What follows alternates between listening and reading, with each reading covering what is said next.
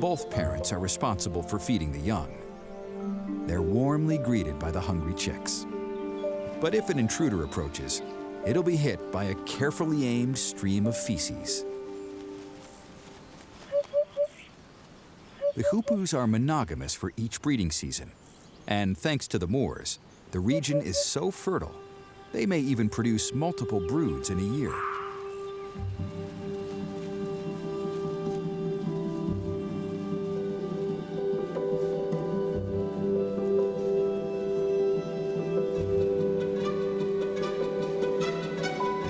The birds, with their distinctive crests and graceful swooping flight patterns, were highly regarded by the Moors.